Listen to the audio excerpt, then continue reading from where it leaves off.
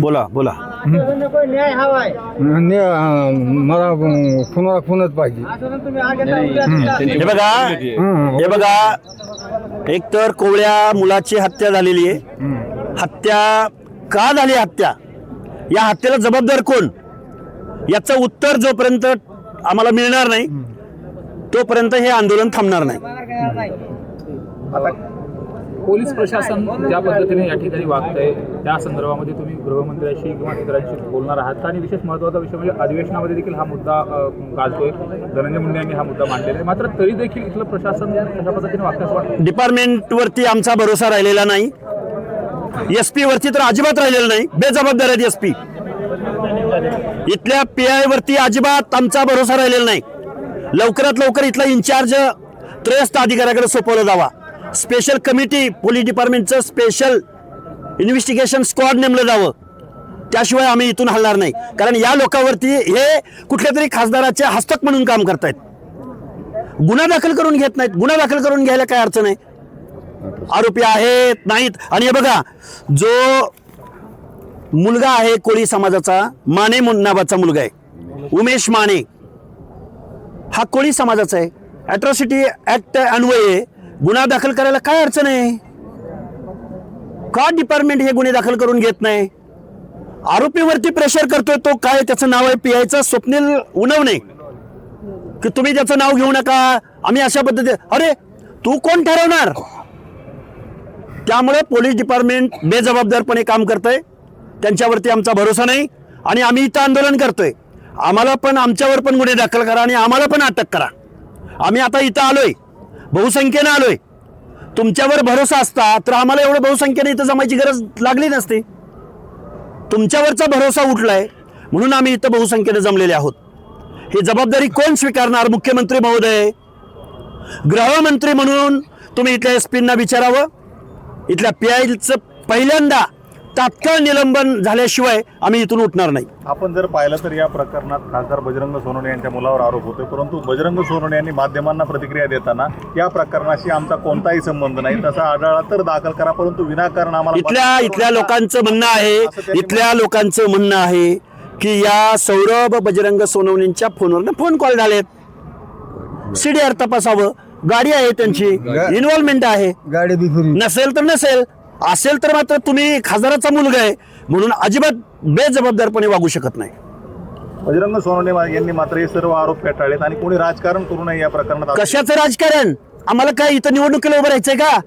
अरे निवडणूक गेली खड्ड्यात. इथं जीव गेलाय जीवानिशी. एका तरुणाची हत्या झाली. अरे हत्येमध्ये कसलं राजकारण आहे? तुम्ही राजकारण करताय. निवडणुकीच्या टायमाला तुम्ही आमच्या वाड्या वस्त्यावर फिरता ना.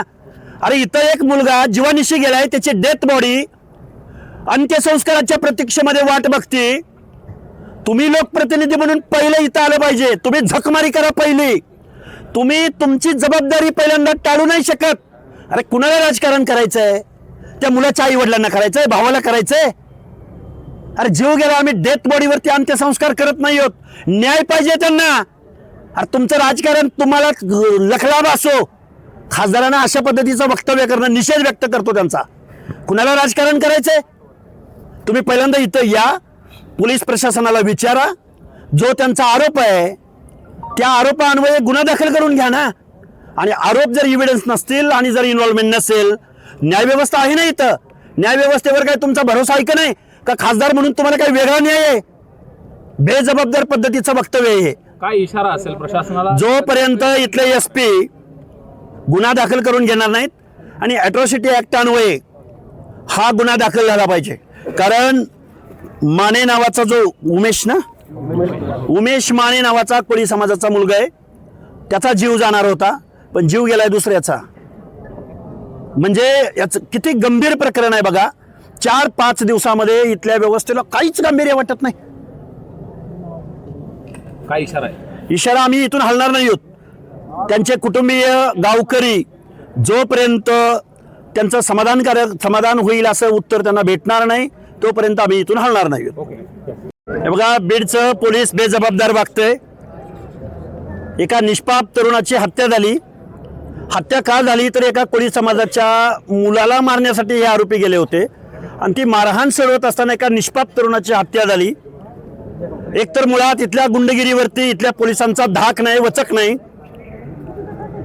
असं असताना ज्या तरुणाची हत्या झाली, मृत्यू झालाय, त्याचे सर्व नातेवाईक, गावकरी, सर्व समाज इथं गेल्या 3-4 दिवसापासून आंदोलन करतोय, पण इथल्या पोलीस डिपार्टमेंटला त्याचं काही देणं घेणं नाही. आज SP पहिल्यांदा इथं आलेले आहेत. त्या मुलाची हत्या होणं आणि परत त्याच्या मृतदेहाची विटंबना होणं, याला जबाबदार इथलं पोलीस प्रशासन आहे, इथली जबाबदार व्यवस्था आहे. या लोकांचं म्हणणं काय आहे तर खासदार पुत्र सौरभ बजरंग सोनवणे यानं या आरोपींना पळून जाण्यामध्ये किंवा त्याच्या अगोदर किंवा नंतर फोन कॉल केलेले आहेत. त्याची गाडी आहे MH 44 1616. असं इथल्या सर्व त्या हत्या झालेल्या तरुणांच्या नातेवाईकांचं, आई वडिलांचं, गावकऱ्यांचं, सगळ्यांचं म्हणणं आहे. पोलीस डिपार्टमेंटला त्याच्यावर गुन्हा दाखल करायला अडचण काय आहे?